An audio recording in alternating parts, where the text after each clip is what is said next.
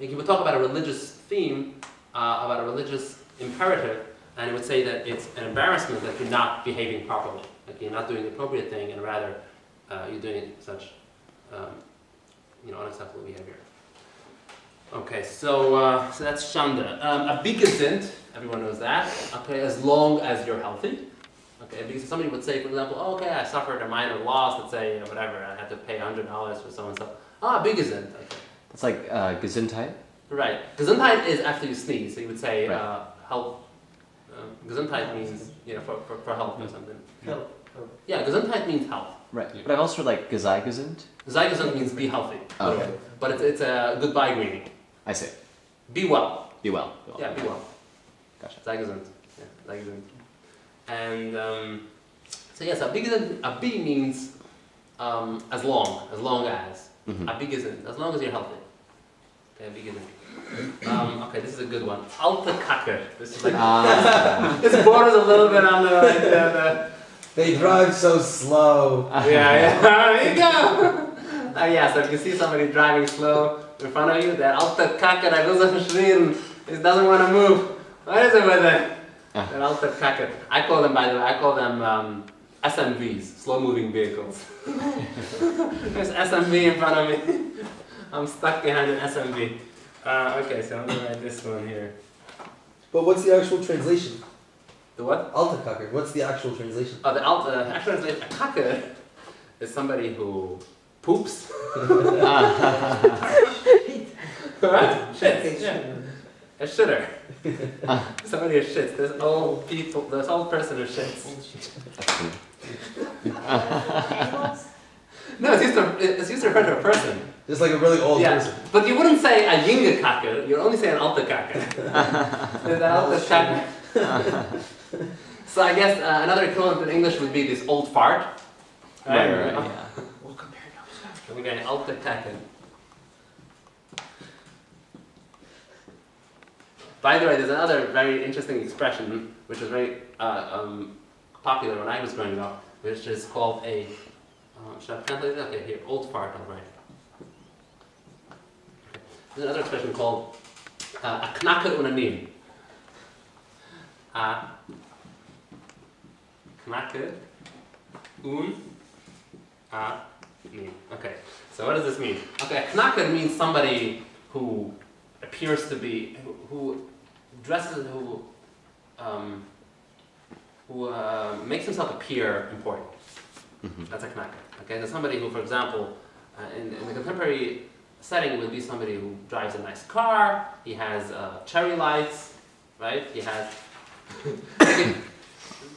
okay, the people who want to appear important, they get themselves certified as volunteer ambulances or a volunteer patrol.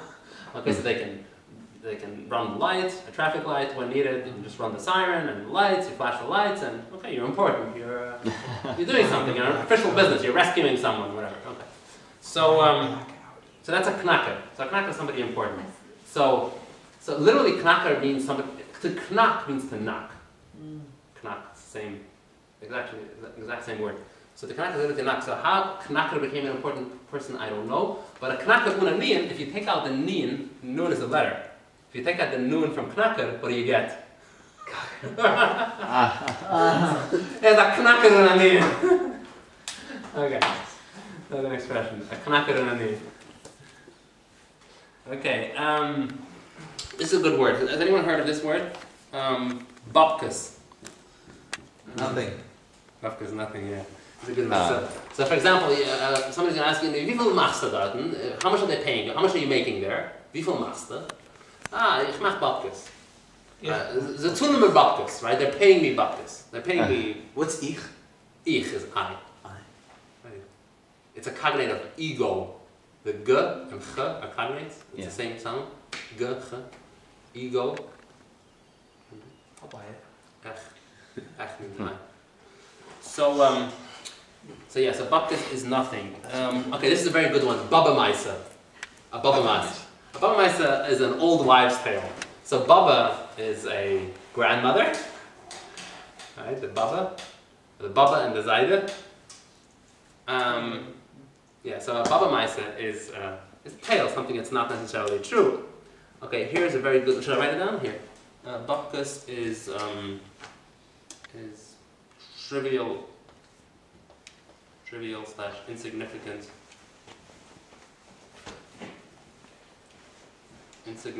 amount.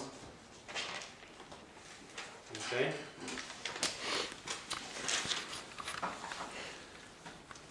Okay, Baba Maisa. Baba Maisa is old wives' tale. And here I have another one. This is a very good one. I want you to know this one. Chanyak. Chanyak. Okay, this is a good one. A chanyak is somebody who is overly religious, too religious. So somebody who is meticulous about every little thing to be exactly according to halacha, according to religious law, and is going beyond the boundary of what's considered acceptable among, what's considered normative among most people. So if he takes it a step further, then people, it's usually considered a pejorative, like a bad term. So you would call him, he's a fachanjakt. Okay, a chanyak. And fashtais is understand? Yeah. And what's chutzpah? Chutzpah is gall. No, but audacity. But is there like a chutzpah? What's the root of the word? The root of the word, it's a Hebrew originally. Oh, okay. So it's not it's not a Germanic word. Mm-hmm. Yeah. Okay, so chanyak is, how do I translate it? You know chutzpah, Sarah? Let's just write overly. Chutzpah is a Jewish word. It means holy MP. Okay, so chanyak is overly religious. Okay. There's a word for chutzpah in Chinese. Maybe you can say. I saw a movie and they translated it. I had to remember that. Which movie? They gave it away at the Israeli embassy event one time. That's funny. Okay, maybe chanyak is holier than thou. Somebody who is better than you because they're observing the law better than you are. By the way, this is not a this is not an abstract thing. This is real. Okay, in my community, you attain a higher status, a higher social status, by observing the law better than another person. It's not. This is real. So if they observe it better, then you can call them So to their face. somewhat No, respectful. chanyak, the actual term chanyak is pejorative, but in general, if you can actually make a case that I'm observing, okay, let's say, I'll give you an example, okay. Let's say 15 years ago, somebody came up with this idea that the lettuce is not kosher enough because there's worms in the lettuce. They came up with a new company called Bodek. Bodek has some sophisticated technology. They check and they rinse the lettuce and they eliminate all the worms. Okay. So if you're not using Bodek, okay, up until then, it was acceptable to eat lettuce from non-Bodek, right? Bodek is the brand name. So, but once Bodek came onto the market, okay, if you're not, Bodek was considered scientifically, you don't have any worms. It's scientifically certified. It's considered the best. So if you don't have Bodek, okay, it's not as kosher as somebody who does have Bodek, right? So the person who does have Bodek feels that pride and that sense that I'm a better observer of the law than the person who doesn't. So the person who doesn't have Bodek, you feel guilty. I don't want to spend the extra money for that, right? Bodek is more expensive, or for whatever reason I'm not doing it, and so, and such. It's just one example out of many. I mean, you could apply it to almost every aspect of life. But you can apply it to, for example, carrying on the Sabbath. Same thing. There's an eruv. An eruv means a symbolic fence around the territory, around a neighborhood, and which allows people to carry on the Sabbath. And of course, now there was actually disputes about this, whether it's valid or not. So some religious scholars said it wasn't valid, some said it was. But that's not the point. The person who considers it invalid, the reason they consider it invalid is because if I am not carrying, that means I am closer to God than you, because I'm more concerned about the validity. You know what I'm saying? It's okay, let's say if it's, we don't know, okay, there's a dispute among rabbis whether it's valid or not. Okay, so I am machmir. Machmir means I am siding with the one that says no, because I want to be more religious. And you're makel, meaning you're more lenient about this because you're accepting the opinion that it's acceptable. Don't want to Okay, so I am better than you because I am machmer. Okay, that's the sort of thought, the prevalent thought in the community. That the more machmer you are, the better you are. So the person who's Michael feels some sense of guilt. So is this in place of the rich and poor comparison? that Yes. we have here? To a very large extent, yes. It's a very interesting point that you're making because in secular American society, the only way you can have social mobility is through, not even through education really, it's only through money really, right? I mean, nowadays there isn't a lot of social mobility other than economic mobility, right? I mean, if you have more money, you move up the ranks. If you don't have more money, you stay in the bottom, right? But in the ultra-Orthodox communities, that's not the case. The ultra-Orthodox communities, you can buy your way into a highly respectable status in the community by being more religious. So this is kind of like instead of all the reform programs and income redistribution and those sophisticated mechanisms that the Democrats have to adopt, the Hasidim have an alternative solution. Be more religious. Move up the ranks. Just be more religious. Hey Jacob, can you touch on some swearing terms in Yiddish? Anything really Sure, useful? sure. Thank you. We were all kind of embarrassed. It took me a few seconds to get it out, but forget it. Okay, here's one. Okay, mamzer. Mamzer is a bastard. All right. Nice. Now we're talking. Okay, mamzer. Okay, literally a mamzer is the same definition as in English. Someone whose father is unknown. Okay, but colloquially, you would use it to refer to somebody who's like a rusha. Rusha, you know Rusha? Rusha is like an evil, wicked person. And to add more emphasis, you would say, Rusha Merisha. Rusha Merisha. Rusha Merisha. Let's also Like that one. wicked, be wicked, or whatever. Like you overly emphasize it, add another term for emphasis. So, Rusha Merisha. So usually you would talk about this, you would use this designation for a non-Jew. Like for example, traffic cop. He gave a ticket to a Hasidic Jew that had a Rusha there. Why did he give it? Nice. Yeah. But a mamzer also has this connotation of somebody who is, a mamzer you would use for a fellow Jew. But it's just like sort of playfully, but also in like like some animosity, yeah, some hatred there. Yeah, like somebody who has ill intent. Mamzer is somebody who is not concerned with your welfare, who wants to hurt you. It's some spiteful, perhaps. A spiteful person, you would call them a mamzer. Whether it's true or not, if you think they're spiteful, then you call them a mamzer. Okay, another swear terms. How do you say douchebag in Yiddish? I just read that word the other day. How do you say douchebag in Chinese? Bitter. Yeah, douchebag. Shambhala. Come on, Jacob. I'm thinking. What do you got? I'm thinking. Come on, there's got to be people you didn't like. No, it's hard for me to answer this because remember that it's a sanitized lifestyle. It's also sanitizing bag. It's the religious lifestyle. It's a sanitizing Right. So the religious environment that I grew up in is a very sanitized lifestyle. So these words are not popular in general usage. Okay, people don't use. Yeah. Well, what would you call the guys in the class, like who are good or bad? Like I studied in Germany, they call them a schleper. It means like they work, they strive. Strive, right. Do they Like have the nerd. Yeah, the teacher's pet, yeah. Let's see.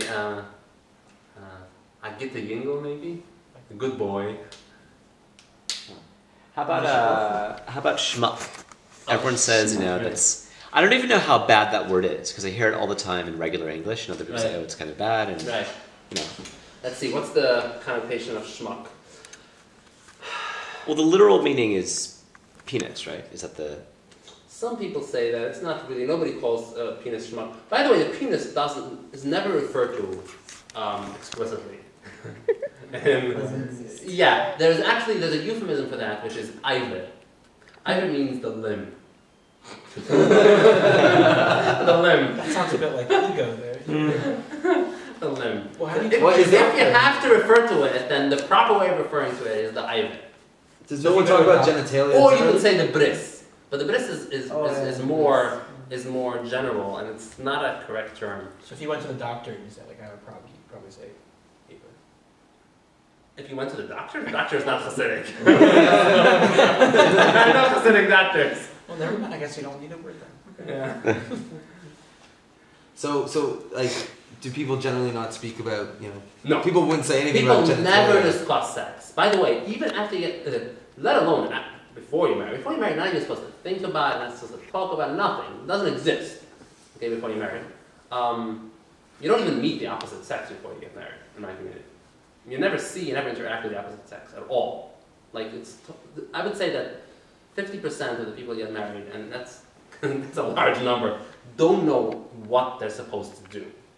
I heard they just came out with a book. I'm not exaggerating. And it was super simple. Like the report, it was for a tablet. Have you ever seen the tablet, the website? They did a podcast, and the psychologist was a psychologist. He specialized in the Haredi. He said they had like drawings in the back of the book, but they were like super simple. And they didn't really, we would think they didn't even show anything, but they were like, we felt this is about as far as we could safely go, so they get the idea. Right, exactly, yeah. Yeah. So they use all sorts of innuendo. I never read through that stage. I wish I did. I failed out before that, right before that stage. But I am told that that the boy is brought in by a very religious person, and first he gives them like a 10-minute introduction about the importance of doing a mitzvah. Okay. And I mean, presumably the boy starts to understand, but if the boy is a little naive, like, what are you talking about? and then the guy becomes more and more explicit as he goes, and he tries to be as not explicit as possible, because you don't want to talk about it, right? But if the boy doesn't get it, then he's like, okay, so you have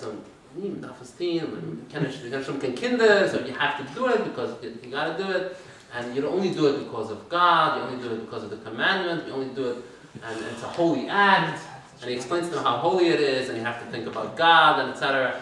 And etc. And then he gets to the point, and it has illustrations, blah blah blah. But the point is that you imbue it with a sense of godliness. And that's the idea. So it's like a godly act. Sex ed. And you can imagine this person with his long payas and his hat. I'm sure he's definitely wearing his hat when he's giving this explanation, and he's probably shaking back and forth as if he's engaging in a religious activity. It's a very holy experience, this. And reminds me of the movie A Price Above Rubies. Has anyone seen it? A Price Above Rubies. A Price Above Rubies. It's Rubies. Renee Zellweger, and so you have this scene in that movie. It's very memorable. Which year's production? What year it is? Yeah. I think it's the 80s. Nobody's heard of it? Really? Wow, you should definitely watch it. It's called A Price. Here. A Price. Can you write in Yiddish for us? No. Actually, it is taken from the Bible, which is Eshes Chayalim, so Rachok Mipnina Michra. Which means that distant from prelims, like gems, is her sale, like is her cost, her value. Her value is above the value of gems or rubies. So a price above rubies. Referring to women.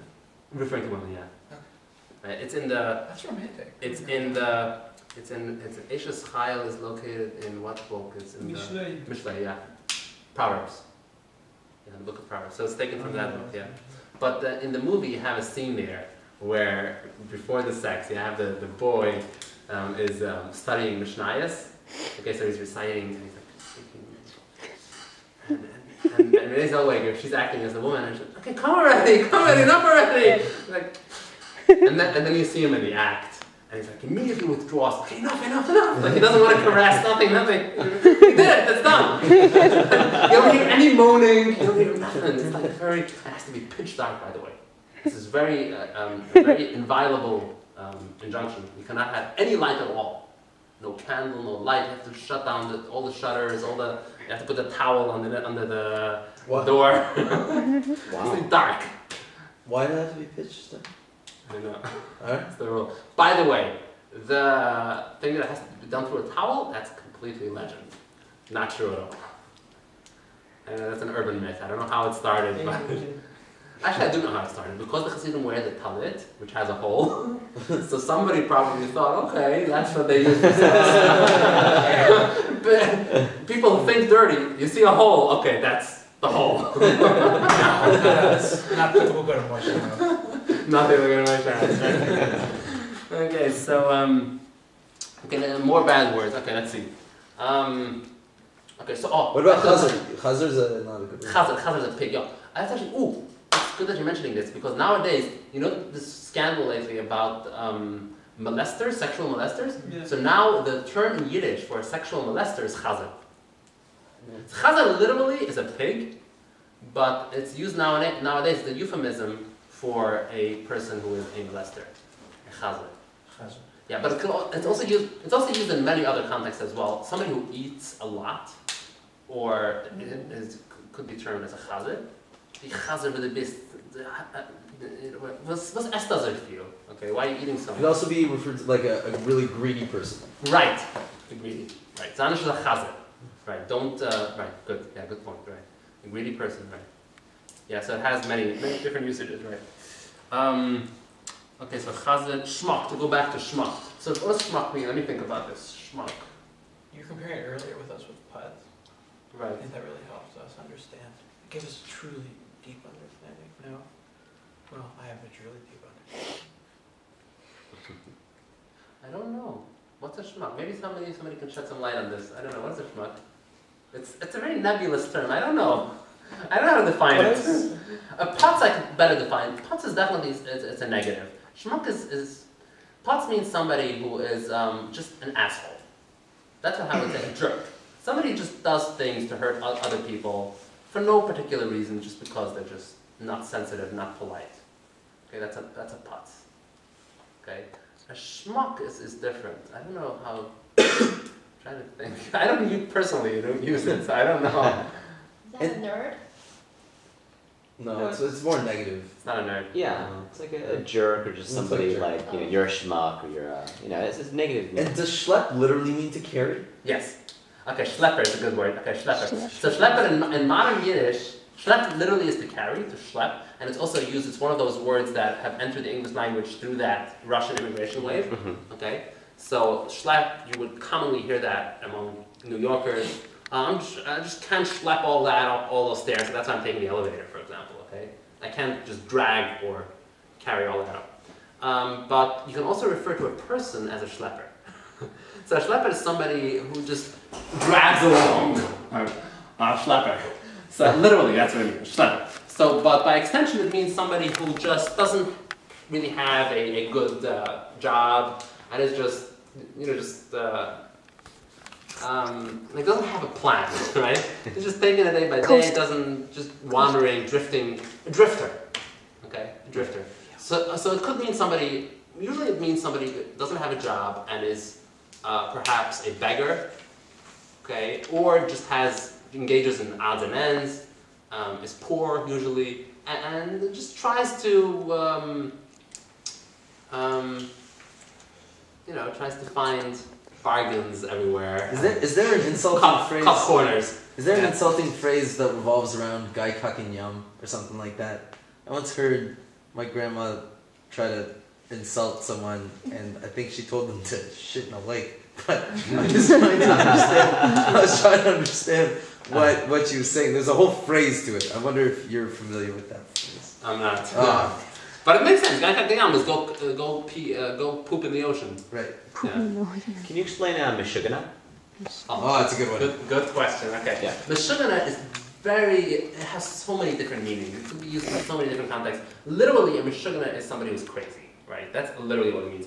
But it's used in many different situations. Like, for example, in my case, I was actually called a Meshuggah in school. When I was in yeshiva, some of my friends I shouldn't call them friends, my peers. Okay? And I heard this secondhand. They wouldn't call me in my face, I'm a Shiganer, but I had a very close friend who would tell me that to him, they told him, why are you friends with him? Because I'm a Shiganer, right? So what they meant is, I asked him, what do you mean I'm a Shiganer? What do they mean by that? So what it turned out to be is that I was weird. By the way, there's no word for weird in Yiddish. How do you say weird? Meshiga, exactly. So meshiga is the word for weird. So that's what they meant. And I didn't understand, because it's such a generic term, I didn't understand what they meant. And that's what, it took me several times it took me intense questioning in order to ascertain exactly what he meant. And it turns out that's what they meant. So, so what do you mean by weird? I was thinking outside the box. I wasn't exactly a conformist. And there was actually another friend who would call me Ibcha Mestabra. Ibcha Mestabra is a Talmudic term.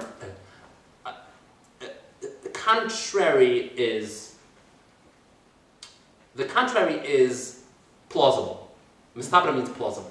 Okay, the opposite is plausible. Okay, so it's used in the Talmud to refer to, okay, maybe something else is true, right? Maybe the opposite is the case. And so he would call me, it's Chazan Ibcha Mestabra. Okay, so because everything that everyone took for granted, I questioned. And it is true, I am that kind of person. I tend to question the trend, the prevailing trend. And so it turns out that that's probably what he meant by calling me a Meshiganer. It's Meshiga means you're not conforming to the norm. Like, everyone is doing one thing, you're doing something different. Okay, so that's another definition of Meshiga. And let's see, what else? Somebody who does very wild things, like adventurous. Okay, like the Yiddish language is not very rich. It's not a rich language. So the word Meshiga has many different. Like in English, you would use it. You would say adventurous. Like, but the average Yiddish-speaking person, there is no word for adventurous. So you say Meshiga. That's seriously, I'm not kidding. There is no word for adventures. So the first word that comes to mind, okay, is Meshiga. What was there Meshiga? Because you're skiing every weekend, right? Right? He plays golf. Right? And Meshiga. He does weird stuff, right? Adventure. Yeah, okay. Okay, so to add additional emphasis, is in ganzen Meshiga. He's completely crazy. Okay, that adds additional emphasis. Okay, here's a good one. Balabusta. Okay, Balabayas is the master of the house. So Balabayas is literally the person who has a family, he's the man, and he just calls the shots. So Balabusta is the woman. Okay, it's a feminine term of Balabus. Balabus is the master, and Balabusta is the mistress, the mistress of the house. So, but how do you actually use it? When you refer to someone as a balabusta, it means that they cook well. Okay, a woman, what are they supposed to do in the house? They're supposed to cook, right? Okay, so get the balabusta. I mean, she takes care of the house well. So she cooks well, she cleans well, she keeps the house clean, she takes care of the children, etc. The traditional duties of women, of the mistress. Okay, so get the balabusta. And this would probably come up in the shidduchim, right? When it comes to matchmaking, of course that's the desired quality in a woman. Is she going to be a good balabusta? Or you can say, or if you're invited for a Shabbat meal to a family, then somebody might tell you, oh, she's a gita balabusta, so you can come over because she takes good care of the house and you'll have all your comforts, like she'll accommodate you well, and good hospitality. So that's the other thing of that. Did people in the Satmar sect, did they ever read the secular news? Did anyone ever read, like, they find a copy of the New York Times and read? No, New York Times is straight up. The New York Times is above the level, their comprehension ability. Oh, that's right, so they didn't even speak English. So the ones who spoke English. New York Times is way beyond. I remember when I was a child, I would so envy my mom would read the New York Times, and I couldn't get through a single sentence, let alone a paragraph or an article. Every sentence, like what is it? What are they saying? What are they talking about? And let alone the topic was so so obscure to me. But in addition to that, the language that they use. What about internet? The internet is officially outlawed as of last year. There was a huge conference that was touted as the largest conference ever in America of Haredim, of ultra-Orthodox, and they banned it. It was banned, except for if you need it for business purposes, then you can get a dispensation. But other than that, it's forbidden, yeah. That's it. Okay, this is a very popular term,